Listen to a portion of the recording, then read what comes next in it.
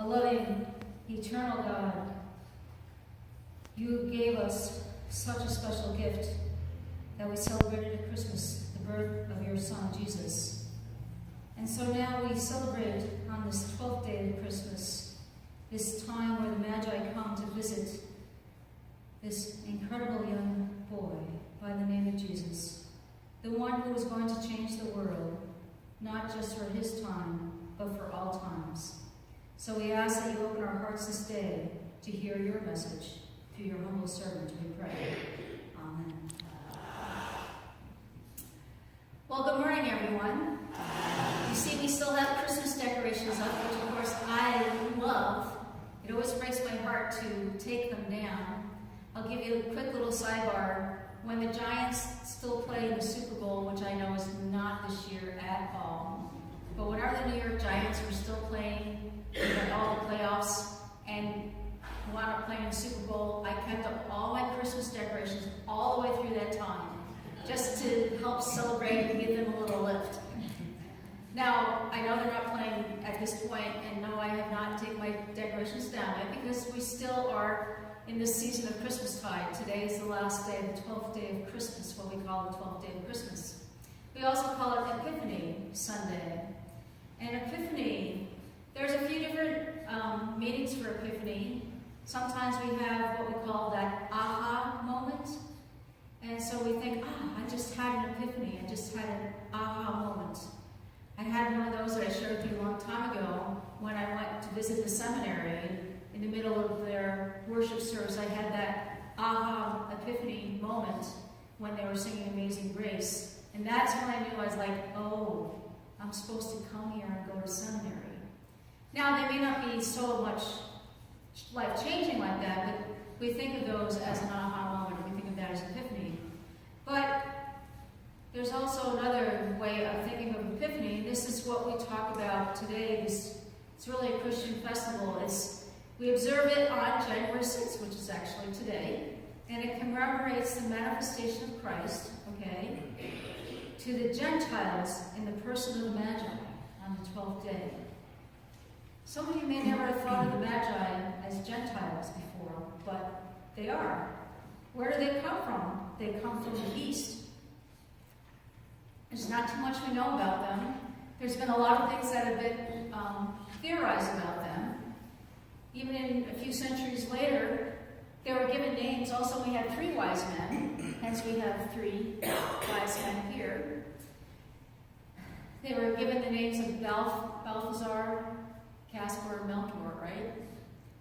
And why did we come up with 3 wise men? There were 3 gifts: gold, frankincense, and myrrh. So a lot of people thought, okay, so there were just 3 wise men. But it could have been a group of people, and of course there would have been servants with the camels when they traveled from the east. We think they may have been astrologers, because what were they doing? They were watching the skies. And they may have heard the prophecies from several hundred years before from the prophet Isaiah about a Prince of Peace coming into the world. So here are these people from the east, and they saw something in the sky. And they were willing to let go of everything, their homes, their families, to travel and go to Bethlehem to see this wondrous sight. Can you imagine what it must be like to put your trust in a star? Or trust in a light like that? Or putting our trust in God? Well, I'll share with you a couple of things. When I was in Lockport, we finished our Christmas Eve services, and I got up about 3 o'clock in the morning, because I had to drive all the way from Lockport up to the Adirondacks, and I had to get there in time for those popovers that I always tell you about. And yes, I had plenty of popovers this last Christmas morning, and they were delicious. They were awesome. But when I was driving, of course, it was very dark, but there was this huge light in the sky, and I kept wondering, I wonder if I keep following that light, if I'll get close to wherever that is. I wonder if that's what it was like for the Magi when they saw this light. How could they keep following that, right? Well, fortunately, it was on my route that I was driving, And I kept driving, I got closer and closer, and do you know that light led me directly to where it was? It was a huge, one of those huge spotlight things, not the Batman signal, but one of those huge light things that went up in the sky, and it was for some car dealership or something someplace. But because I kept following that, it led me right to it, and I thought, that's really interesting. Now, there's another way that we also let go of control. I listened to the sermon last week, and there was a few really cool things that Sarah said, and I'm very thankful for that. You know, she talked about 3 different things. First of all, she talked about judge less, accept more. That was the first one, judge less, accept more. And then there was another one that was about letting go of control. And how many of you have used your GPS in your car now, or a portable GPS on your phone, especially when you're going someplace that you had no idea where to go? It's amazing how it gets you there, right? But it's really confusing when your phone and your car GPS have 2 different ways of going. Then what do? That always freaks me out, especially if I'm on a time crunch. But especially coming here and moving here, there's so much of this area that I still don't know. So I use my GPS a lot, especially when I've had to go to other churches and go to other meetings. So what do? I let go of my control, right? And I have to trust this GPS and just pray that it gets me there. And it does, but I always wonder, how did they pick this route? I could have picked a better route myself. But it gets me there, and so it's like, okay. But isn't it a little bit unnerving when we let go of control? And so here are these magi, these people from the east. They're not they're not Jewish people. They're not followers of God, of the God of Jerusalem, the God of Abraham. They just happen to be people in the east. And they had this gift of watching the stars and looking for different signs. And they see that something's coming. And so they uproot themselves and they travel all this distance to see this king and to pay him homage. So they get as far as all the way up to Jerusalem, and they're really close. Bethlehem is only like 9 miles away from Jerusalem. But they get to Jerusalem and they thought, well, of course, this is pretty close. And so they ask, where is this king? Where is this king that we can pay him homage? And of course, who do they run into? King Herod. Oh dear. King Herod, who is not a very nice guy. And King Herod, he's not only frightened by this visitation of these magi, because he is king. He's the king of the Jews right now. They're in Jerusalem. How dare they say that there's somebody else that's born king of the Jews?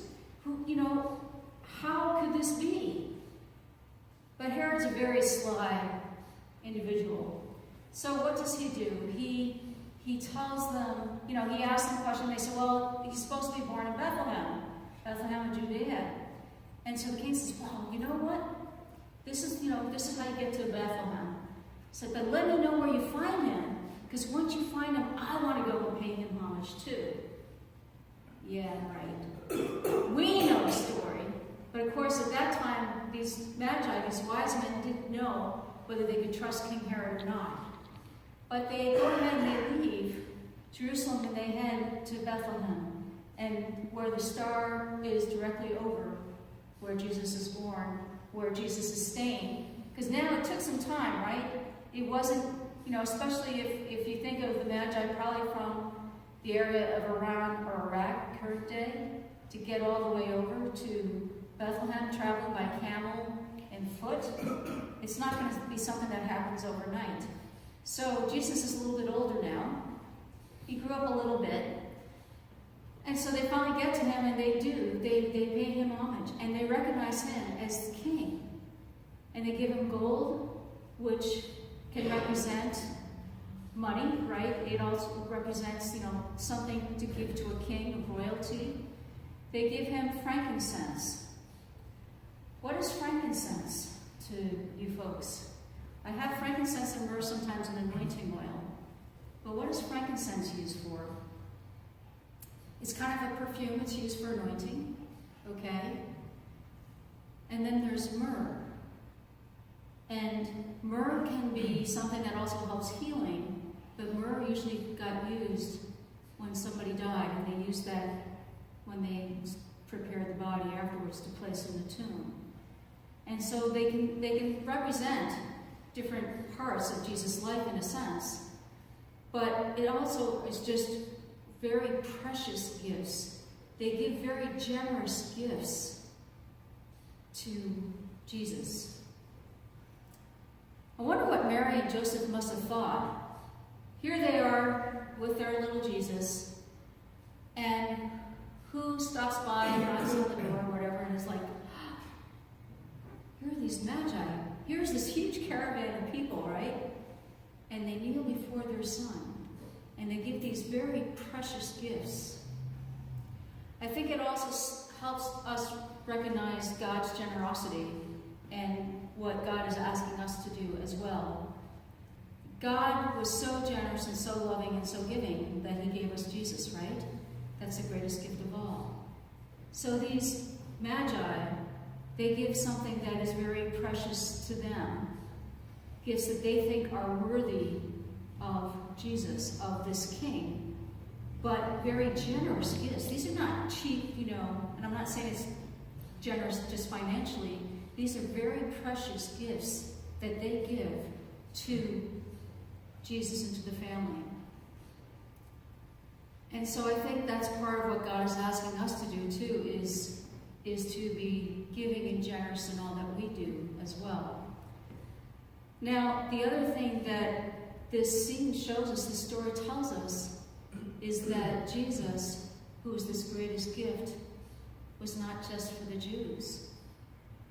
Because who are the first ones after the shepherds who see him when he's a baby, when he's first born? Who is the next group of people that really see him and recognize him for who he is? After the shepherds, it's the Magi, right? They're Gentiles. And yet they recognize who he is. They recognize him as the Messiah. And so, once they recognize him and they pay him homage and everything else, well, they have to head back home. And they have a long trip home. But they have a dream. And in that dream, they are told, don't go back through Jerusalem, go another way, because Herod has devious plans. And so that's exactly what they do. They don't go back to Herod and tell Herod where Jesus is. So that's another one of the stories in the Gospel of Matthew where there's a dream involved. And so the Magi leave and they go on their way. But imagine how much their lives are transformed after having made that huge trek all the way over to Bethlehem. And then they have to head all the way back to their own homes. But they left their gifts behind. But didn't they also receive a gift too? They got to see and witness the Messiah. They got to understand that God's gift was greater than just for one people. God's gift was for everyone. So, we have celebrated Christmas. Some of us have opened our gifts. Some people continue to give gifts throughout the 12 days of Christmas and then have an even bigger celebration today on Epiphany.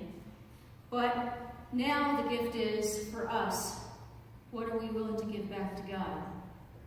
I know that we heard last week about spending more time with God. That was one of your challenges, one of the things that you were asked to do this year, in this new year, to spend more time with God. And I think if you do that, if you spend more time with God, God will make it a little bit clearer to you, maybe what God is asking you to do. But it's also, what are you willing to give to God this year and every year? God already gave us the greatest gift. How do we repay God in our lives now and forever? Amen.